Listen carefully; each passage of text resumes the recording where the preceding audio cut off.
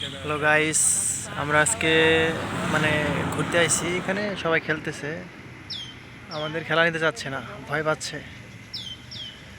এই তো সমস্যা। এখন কি করবো? বসে বসে খেলা দেখতেছি, আর তাছাড়া কিছু করার নাই। ভাবলাম একটু খেলাধুলা করবো ওদের সাথে, কিন্তু ওরা নিতে ভয় পেলে যে বন্ধু বইয়া রয়েছে, খেলাধুলা নাই। শালা অনেকদিন পর মনে একটু ফুর্তি থাকছে, খেলাধুলা করবো, কিন্তু শালা নিতেছে না, ভয় পাইতেছে। হয় না। আর বাংলাদেশে হলে আগে বলতে আসে, আর ওরা এত বড় একটা মাঠ, মানে অর্ধেক হাফ দিয়ে খেলতেছে। বাংলাদেশ হলে কি তাই, সবাই মিলে একসাথে খেলতাম বড় মাঠে। ওই পাশে আছে শিশু পার্কের মতো, বাচ্চাদের খেলারই। এই তো অবস্থা যে, মানে চতুর্পাশে শিল্প এলাকা, শিল্প এলাকা, বাড়ি করি সব।